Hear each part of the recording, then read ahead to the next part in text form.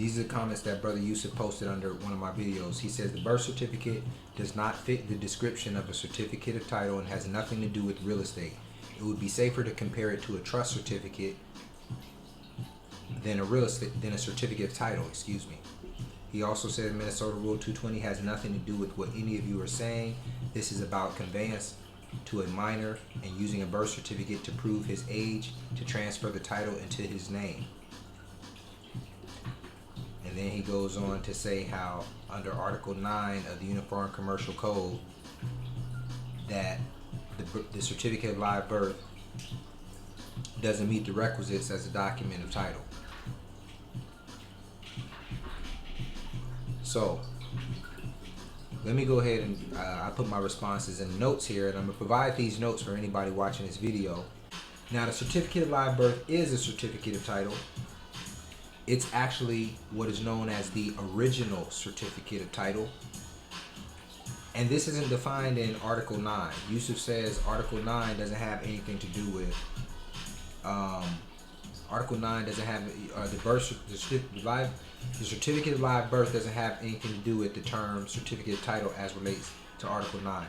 I would say, that's irrelevant because Article 9 deals with secure transactions, creditor and debtor relationships, with security agreements, those type of things. That's a different type of relationship. When we're talking about an affidavit of title over the estate, to secure the estate, we're talking about security entitlement or an interest that would be defined under Article 8 as far as the commercial side.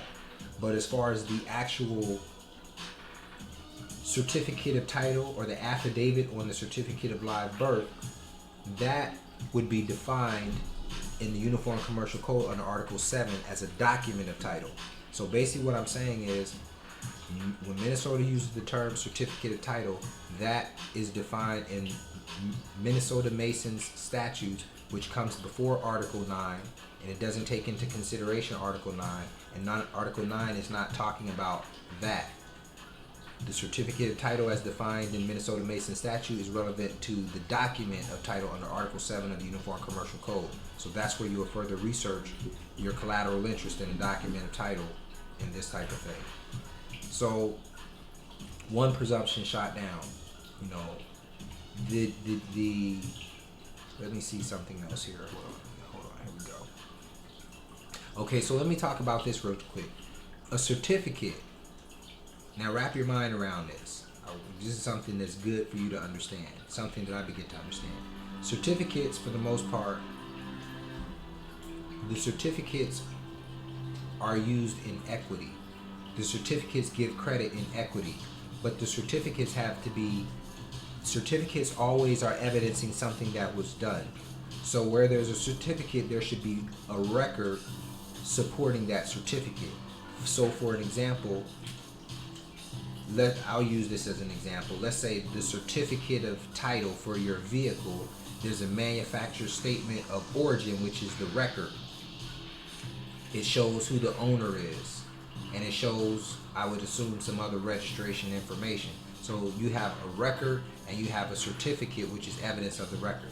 So now when you look at the certificate of live birth, right, it is the original certificate of title, and it's showing title of the birth registration. So there's an original record of birth, which is the creation of the trust. Now if you look at some certificates of live birth, you see they have a certificate version at the top, and then they have the record attached to the certificate. It's just like, for example, if you look in the examples of certificates of title provided by Minnesota, I have references for what I'm talking about, so you can click it if you want to see those references. They're basically showing you the document is a certificate of title, but the substance and the form of that, but the form of that certificate of title is expressed in an affidavit. So you have the certificate, and then you have the affidavit under it. So when you look at a certificate of live birth, a certificate is always evidence of a thing done. What is the thing done? It's the live birth. Then you go under the certificate and you see the registration of the trust, which is the registration of the particulars in the Sesta KV trust and indexed to the estate. The estate number is the state number, the state filing number. That is the number of the estate on the certificate. The owner of this estate is usually in box 1A of the particulars. That is the Cesta KV trust, or let's just say it is the trust, because the Cesta KV trust brings it under like the agency administration. It's like operated kind of as a blind trust, because it is the, the Cesta KV trust is the way that it's the vessel that they use to administer the estate. And this goes into the incompetency thing, because the Cesta KV trust is used until competency is demonstrated by way of the will. And when I say the will, I'm talking about declaration of trust, the declaration of living trust, which is also a will. So once the will is demonstrated, you're changing the Cesta K trust into an express trust, where the grantor retains the rights to the property. So it becomes a revocable express trust. And what that is a living trust or a living will. And that, where there is a will, there can be, where there's a trust, there's no agency relationship.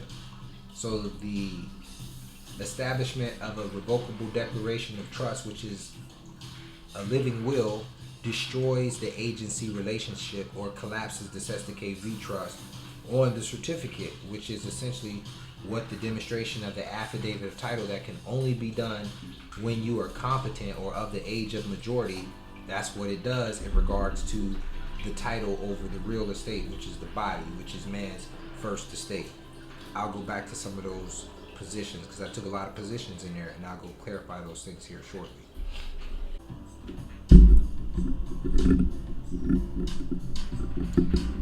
All right, so let me come in and finalize this. So what's evidenced on the certificate? The certificate evidences the original birth record, and of course this depends on which certificate you have. There's like 4 different versions, and they have heirloom certificates now. So the certificate is always evidence of a thing done, so there should be a record.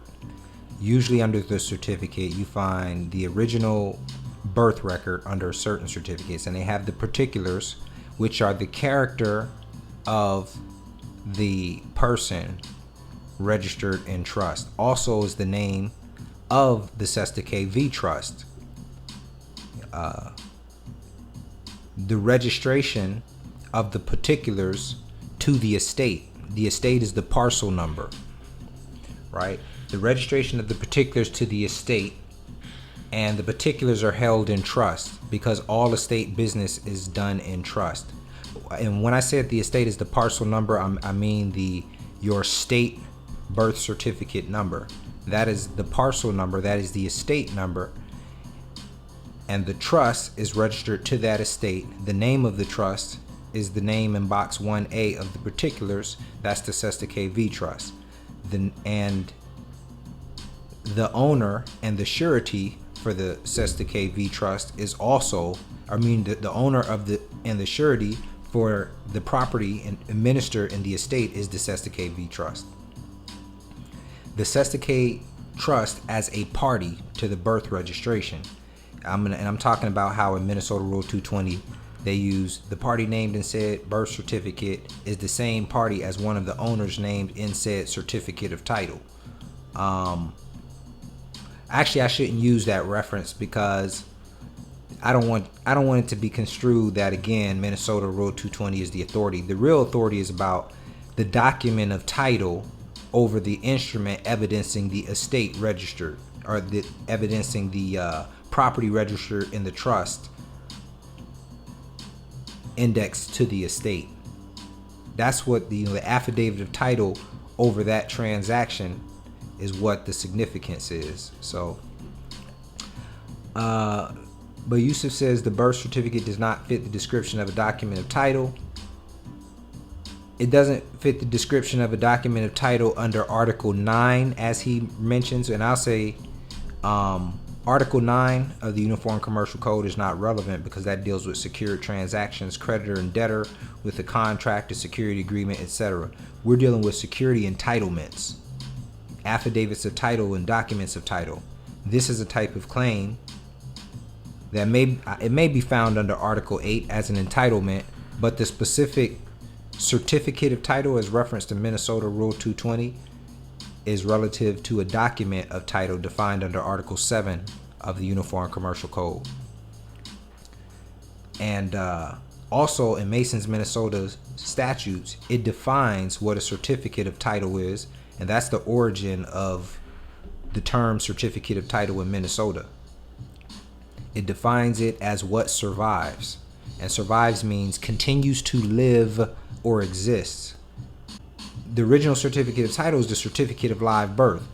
Affidavits of title that you place upon that deals with status, capacity, and all of those different things. Those are memorials upon the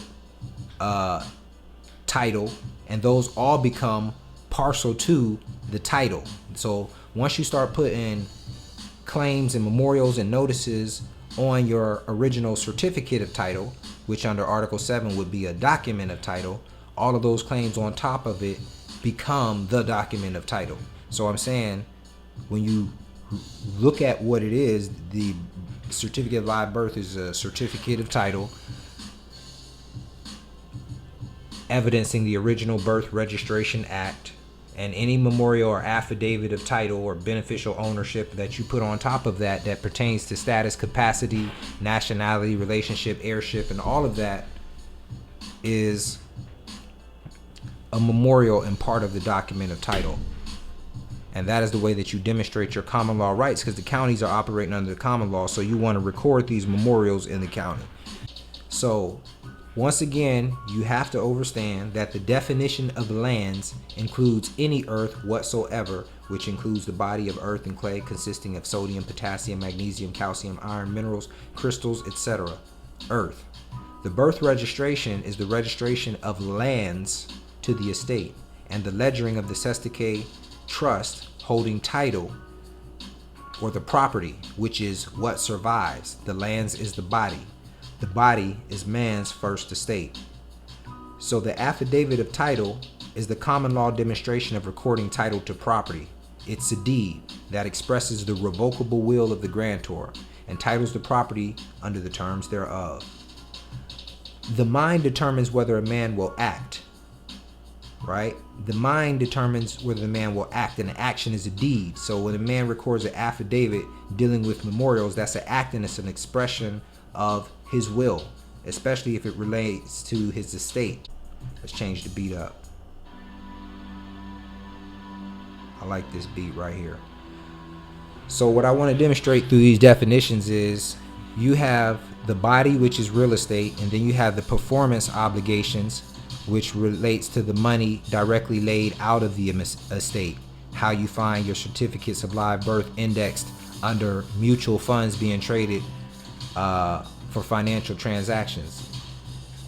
These are pledged labor and performance obligations that you have an entitlement to under the overall monetary policy, which substance has been removed and slavery is not allowed. So if you research all those different things I just said, you probably could tie this together how I've tied it together. Anyways, reading under Bouvier's 1856 dictionary, definition of real property. Real property is corporeal and incorporeal.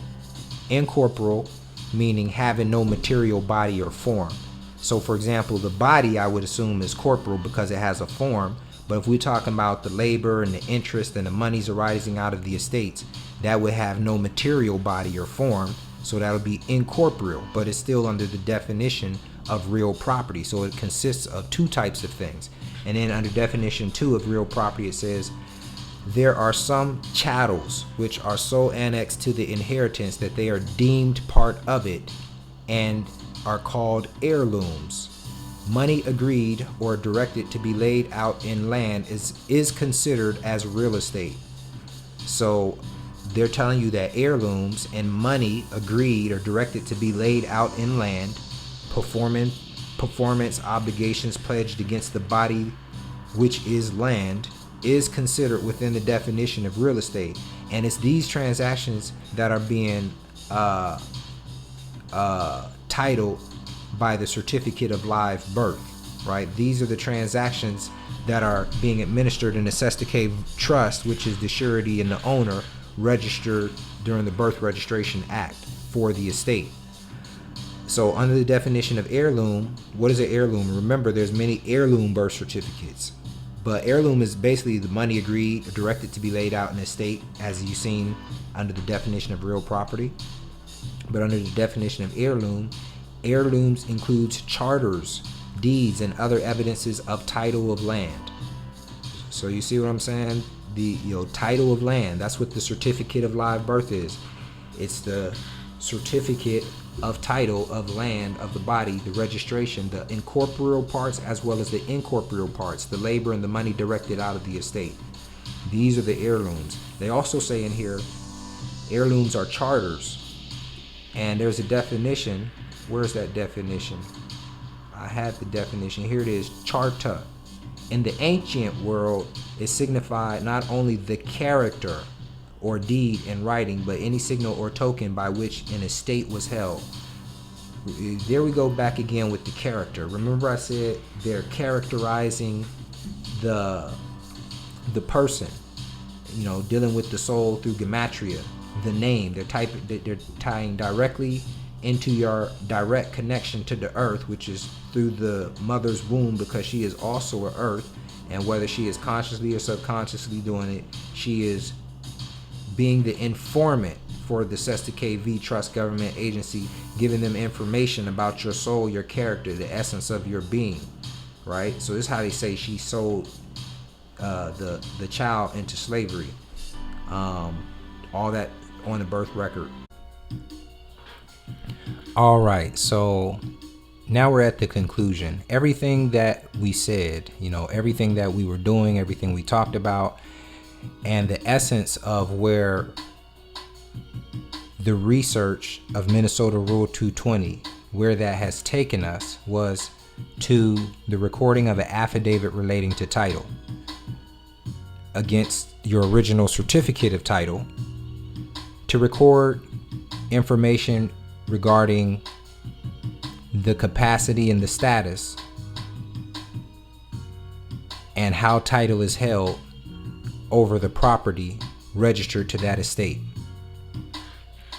So it's a document of title is what this all leads to under Article 7 of the Uniform Commercial Code. Now, it's real straightforward in Ohio, so I'm going to read what we have here. This is out of Ohio Revised Code 5301.252. If you're not in Ohio, just look at this, just like you look at Minnesota Rule 220. It's what is being said and what is not being said, what is directing you towards. And that is correcting the status of the Birth Registration Act in the county by the way of the affidavit. So it says an affidavit stating, so this is basically saying that the registrar, the recorder in Ohio, is authorized to record an affidavit that may affect the title to real estate that pertains to the following matters. The affidavits provided for under this section may relate to the following matters: age, like Minnesota Rule 220, sex, birth, death, capacity, relationship, family history, such as your nationality, heirship, names, for those who want to correct the different matters of the name, identity of the parties, marriage, residence. Residence will also include domicile or service in the armed forces, possession, the transfer of title, the happening of any condition or event that may terminate an estate or interest. So the happening of any condition or event that may create or terminate an estate or an interest. A Birth Registration Act, that's an event that will create an estate. It does create an estate. They assign an estate number. Also, there's another part of this statute, and it basically says that when so recorded, such affidavit or certified copy shall be evidence of the facts stated insofar as such facts affect title to real estate.